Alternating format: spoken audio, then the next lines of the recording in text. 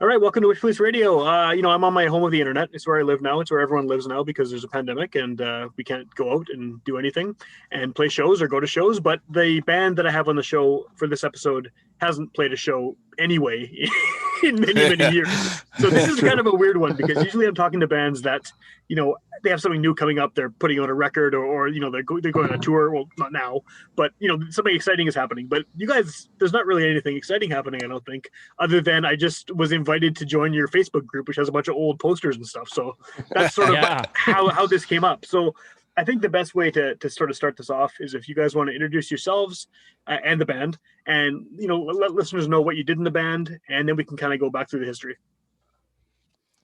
Okay, who wants to start? Well, I guess Chuck should start. Yeah, you might as well go. Yeah, you're probably the best. This is Chuck. Yeah. I buzzed in first. Yeah. So I'm Chuck. I played bass for the majority of the time in the band and did some vocals, and that's about it. Also, we were called the Naked Midgets. That's right. Yes. We'll get into the name in a minute for sure. Yeah. I've heard of that name. I'm Jeff Spriggs, the other Jeff. I played guitar for most of the time, but I actually was the original drummer as well, and was the original drummer on the first album. Cool. I'm Bryce Brennan. I played drums for the last leg of the Midgets. I guess what year would that have been that I joined? Like 2003 or something? 02? No, it was 02. I think. Yeah. Late 02. Start of the school year. Yeah. How long has it been since the band played its last show? Because it's got to be at least 15 years now, right? If not more. Our last show in the original run was in July of 05. Okay. So yeah, and it's then 15, yeah. And then we played 2 reunion shows in 09, I think. Okay. Yeah, that sounds about right. Ish. Yeah. So I think that part of the reason you guys were always interesting was because, in that era when I was in Grandpa's Army and you guys were in the Midgets and so many bands were playing shows together all the time, you were the rare band that was not from Winnipeg. Like so many of us were just from the city. We played shows with each other constantly, but you guys were from Portage. And I think that, Portage is not really that far from Winnipeg, but it had this kind of like, oh, these guys are from Portage. What's in Portage?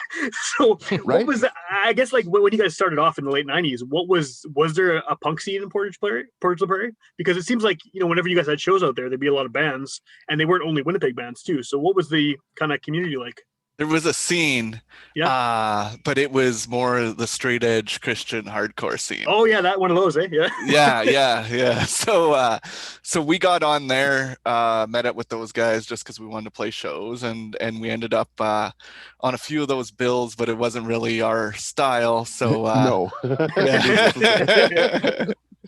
fact, I don't think we were really welcome much after the first few shows. They weren't a fan of the debauchery, eh? No, so we ended up going to Winnipeg and got in that same scene that you're familiar with, Sam. Yeah, all those Broadway bands and stuff playing at the Broadway Neighborhood Center and everything. The Broadway was the best. They were great shows. Yeah. So I mean, one of my favorite things, I kind of want to do a more thorough sort of what the history of the band is, but in preparation for this, I was re-listening to the CDs because I have the CDs, and the first one, it cracked me up every time because the album cover is you guys playing on stage, and there's like 5 people in the audience. It's like the least impressive crowd shot I've ever seen. Yeah, and one of the guys seems to be on his way out too in that picture. That would have been our 3rd ever show, actually. Okay. Yeah. Is that indicative of like what the size was for punk shows out there, or? Not really. At first it was, but that show ended up having quite a few people. That was Reagan Fest 1. Right. Oh, and there was, well, it seems like not much, but 100 people in the West End Hall. Yeah, something like that. It can look pretty impressive, but that picture didn't do it justice. The picture, no. I think it's a very odd choice for an album cover, but I kind of like it too because it has that like shitty DIY-ness to it that really kind of suits, I think, what you guys are doing, right? Yeah, don't get me wrong. There was a lot of shows that had like 8 people in them. Yeah. We played those too. Yeah. Just the other bands. Yeah, exactly. Yeah. So, okay, I mean, it's 2020 now. Obviously, when you guys started, the name of the band was probably not as offensive as it would be today. Like, I don't think you could call a band that today and get away with it because people would legitimately be offended. So, did you run into any difficulties with that? Like, or was it just like, oh, this is a punk band, they have a stupid name, of course they do? I don't remember running into difficulties at all. What about you, Spriggs? Maybe we just only didn't difficulty, care. yeah, the only difficulty that I know of was when my dad, shortly after the band started, got this new thing called the internet. He wanted to look up the band online, which, I mean, we didn't even have a website or anything. And you look up Naked Midgets, needless to say, a punk band from Portage the Prairie is not what's going to come up. Yeah. Don't search that at work. No, it's probably a bad idea for sure. How do you feel about the name now? I mean, I think it definitely defines like a snotty punk band of teenagers, right? Like, but I mean, now that you're still associated with, you're still posting all these old posters and stuff, and I'm sure your names are connected to it. As professional adults, do you have any regrets about it, or does it come back to haunt you at all? I love the name, and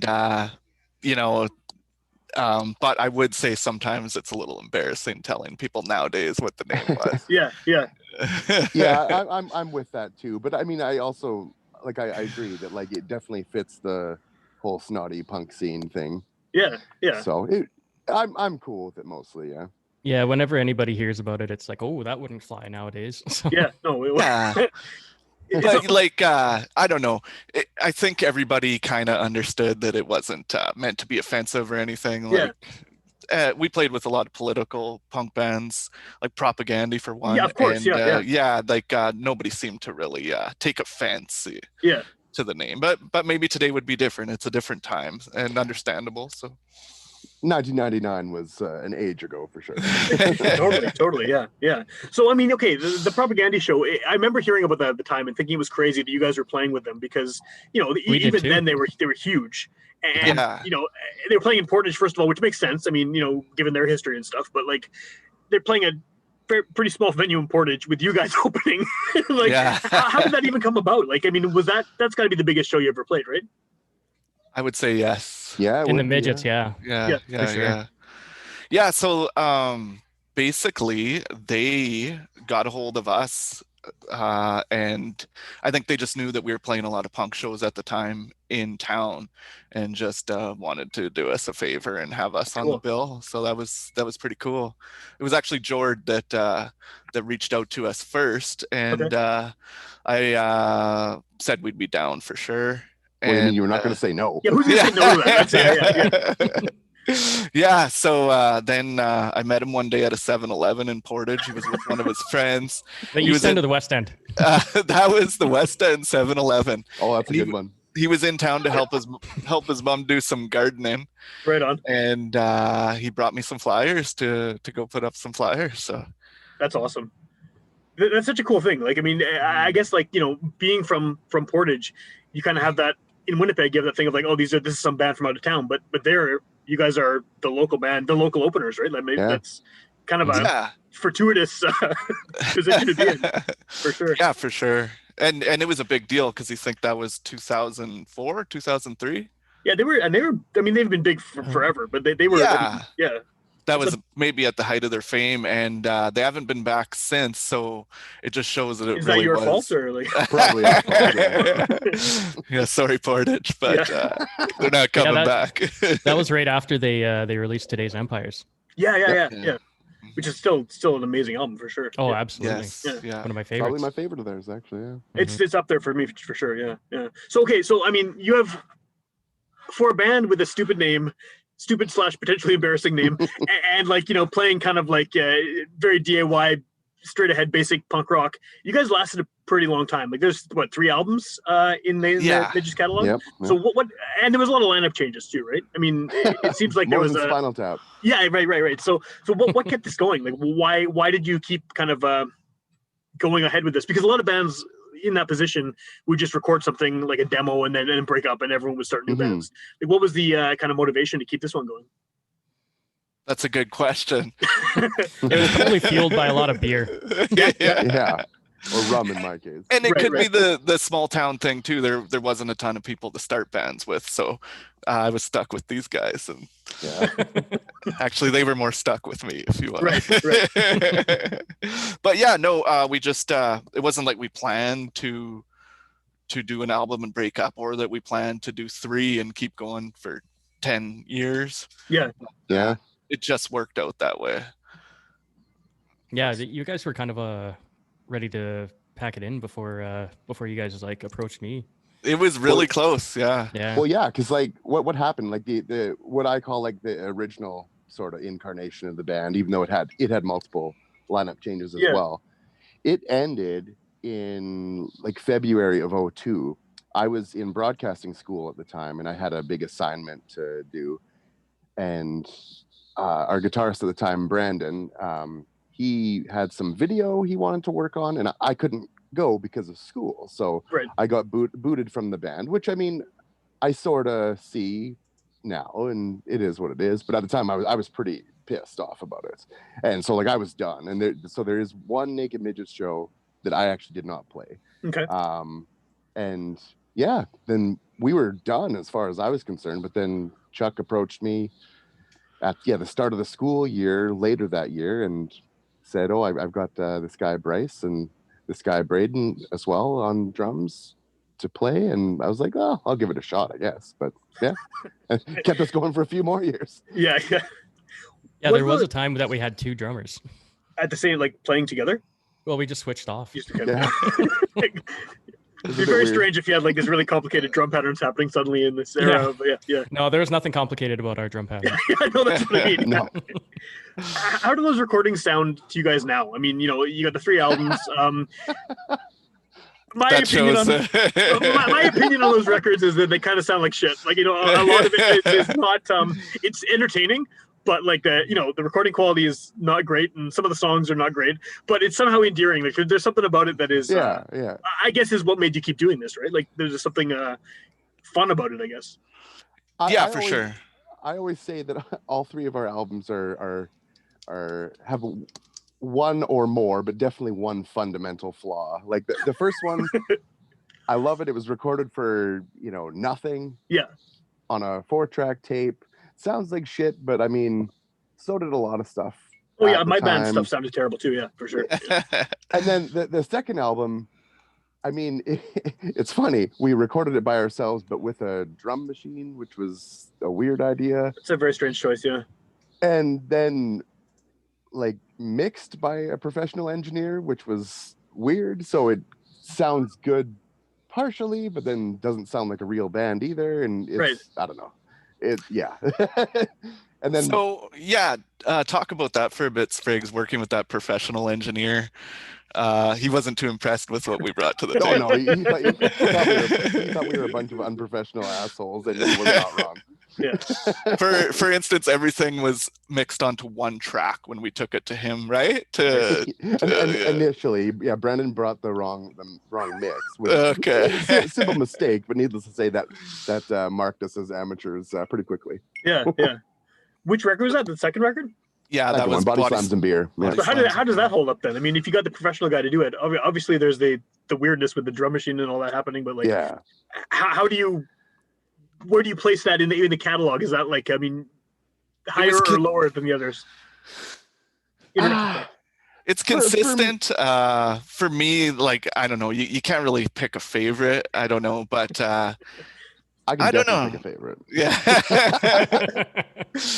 It might be that one though. Like if I had to, I just liked the sound. I liked how it came out, and I just liked that it sounded like an album. Yeah. And everything belonged together, and maybe just the songs on there were my favorite. I think our most quote unquote enduring songs do come from that album, but yeah, I mean that drum machine, I hated it from the get-go. It's a really strange choice. I was also the drummer at the time too. So, it was also offensive that we didn't use you. Well, no, don't get me wrong. I was not a good drummer. Still am not, but still. And I like the sound of that first album too. I don't know. It could just be the memories that I like, but it has a good sound. It has a lot of sentimental value for me for sure.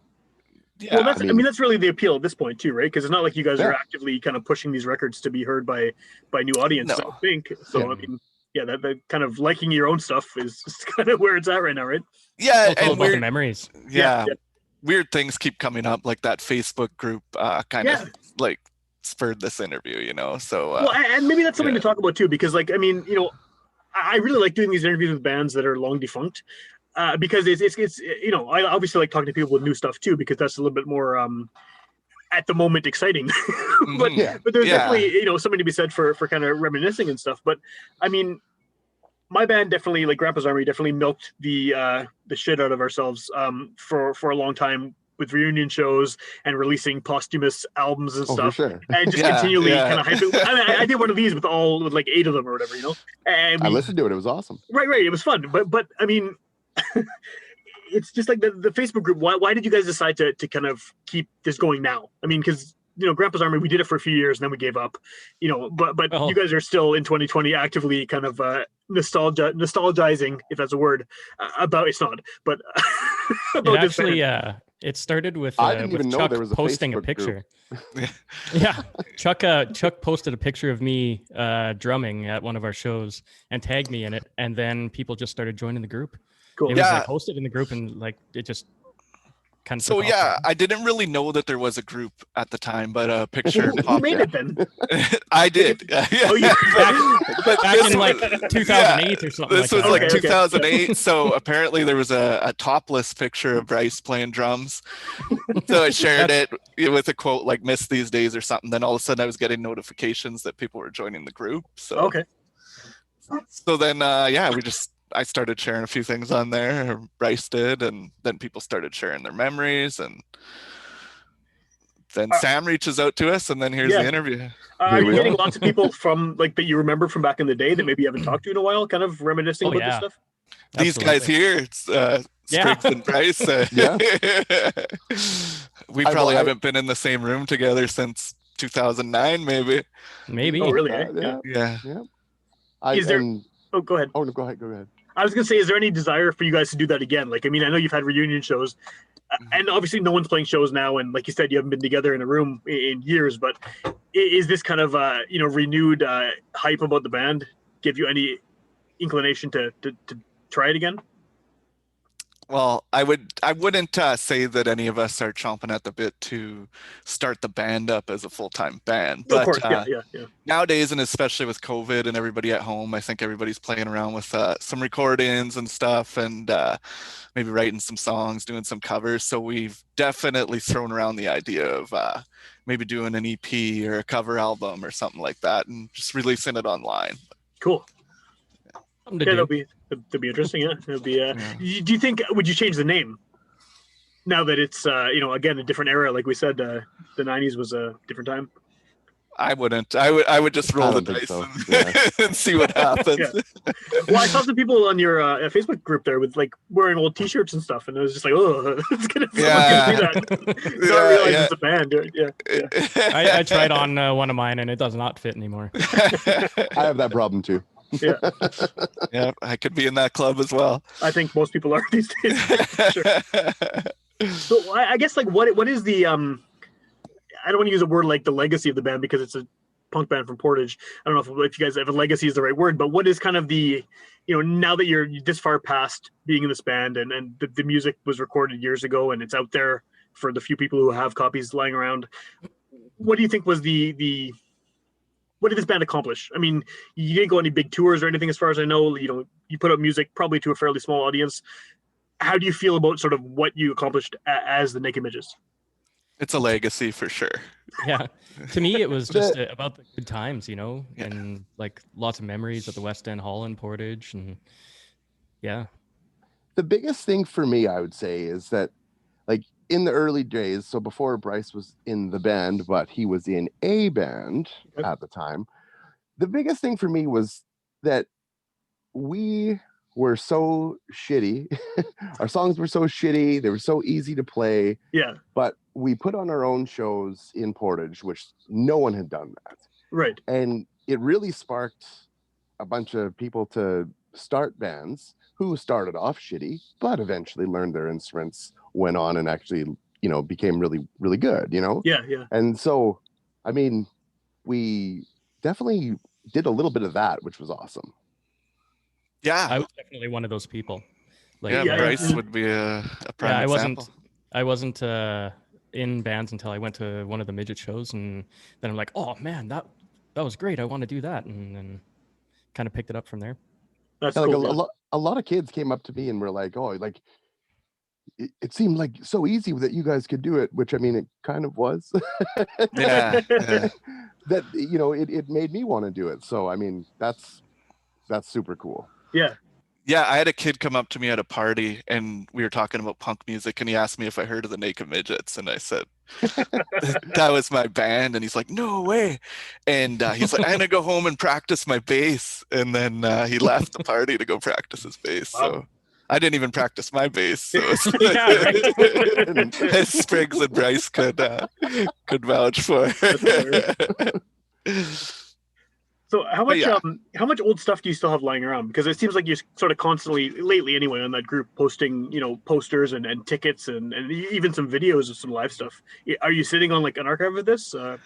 Well, kind of, because I just recently moved, so I've seen the stuff recently and knew where it was for the most part, and so I was able to dig up that old poster with Grandpa's Army on it. Yeah, that's cool. Yeah, and so I've had the advantage of that to be able to just throw things up when I get time, and I wish I could archive it all and throw it all up there. Bryce has a lot too. Yeah, I think most of the stuff isn't digital at the moment, though.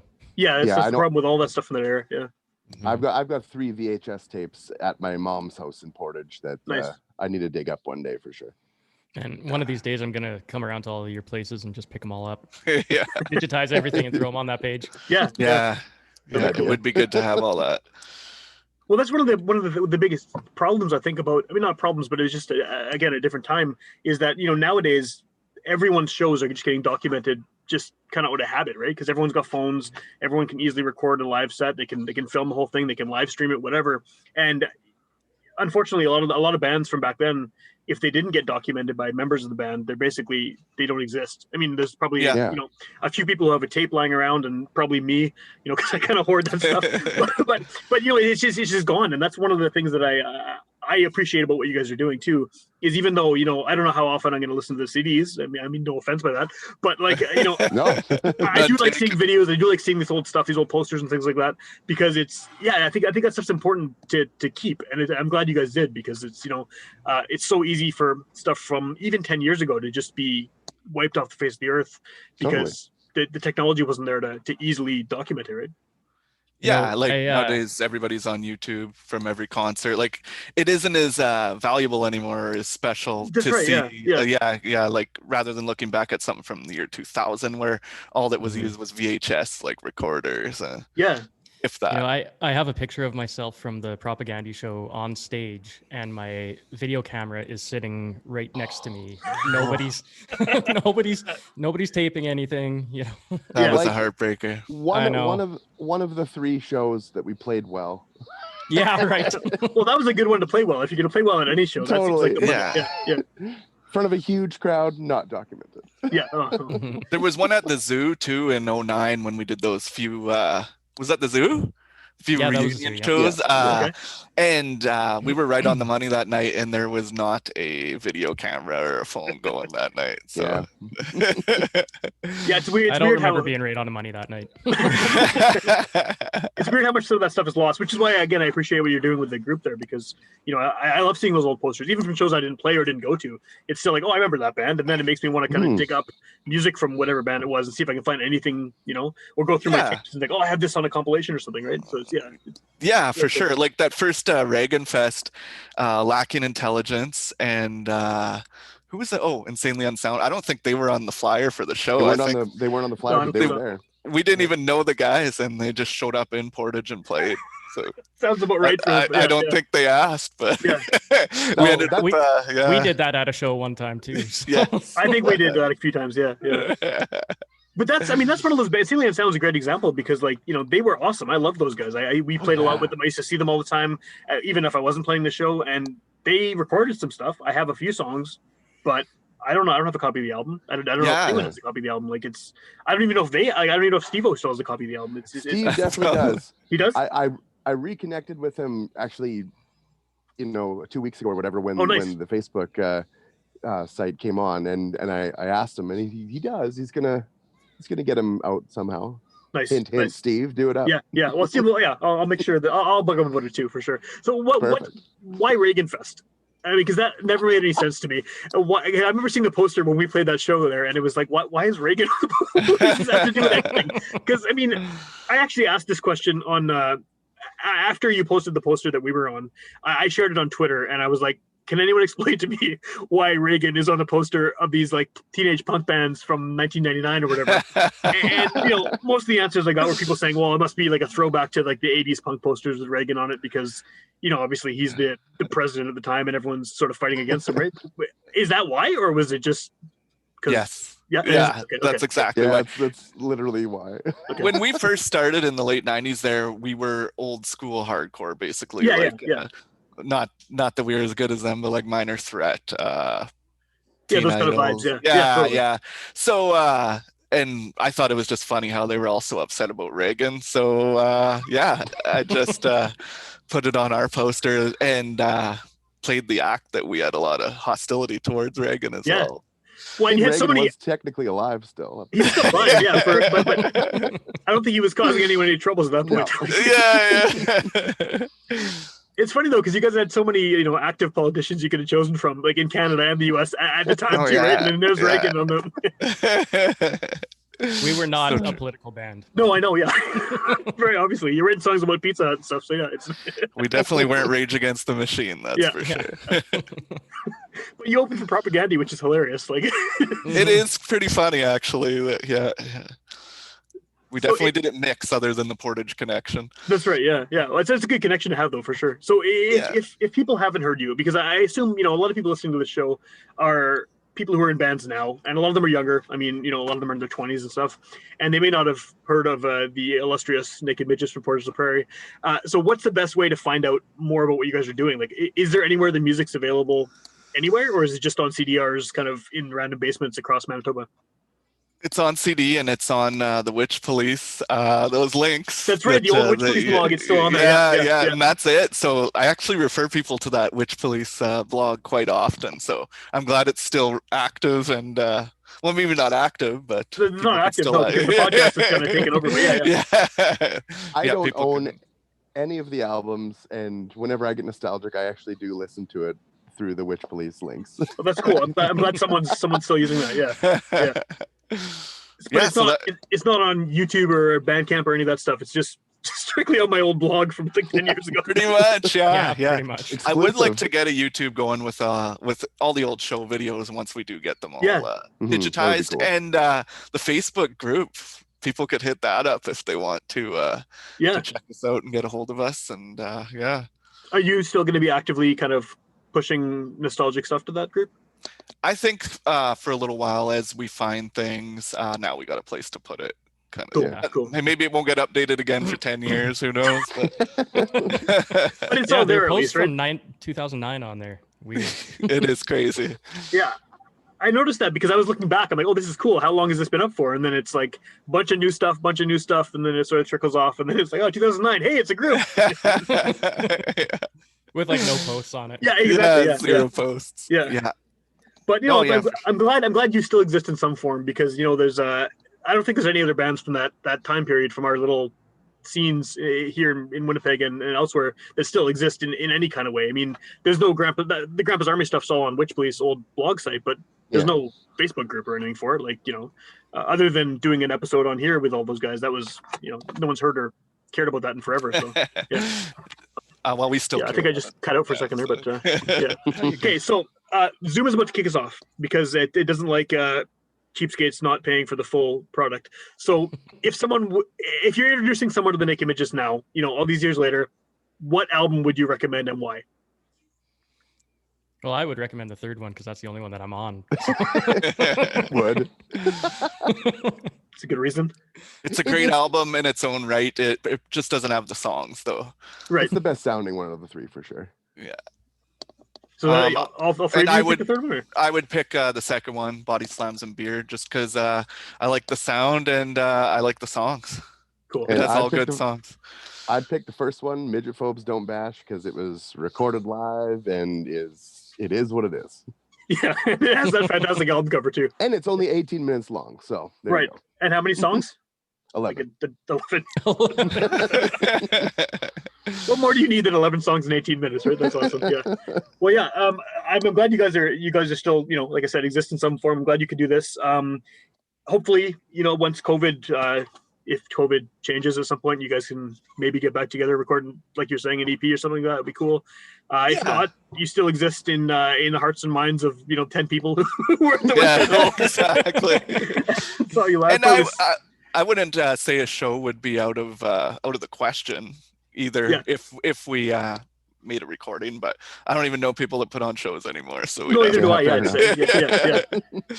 How much time do we have? 4 minutes? 4 minutes. Yeah.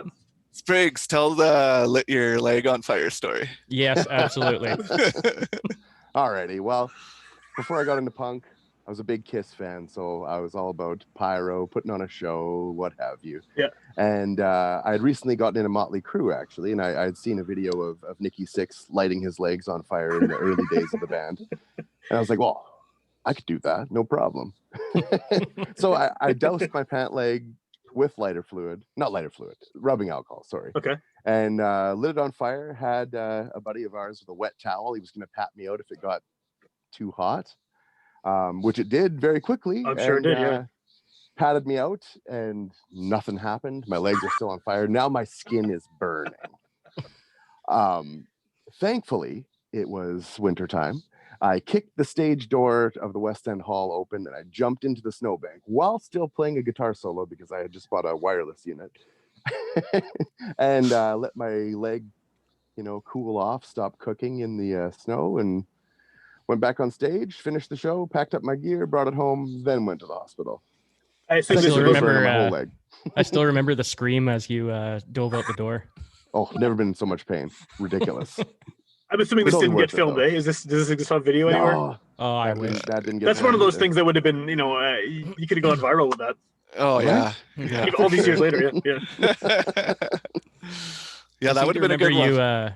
I seem to remember you saying, oh, don't worry about it. I have 2 pairs of jeans on. I won't get through the second pair. I did test it out before and it was fine, but yeah, I don't know what happened. Right on. A little while after the show, I didn't even really know what was happening too much other than he left. I thought he was just goofing off. I didn't really know that his leg caught on fire, and then somebody told me he was at the hospital. This was after we played, but that's awesome. yeah, so that was a good memory.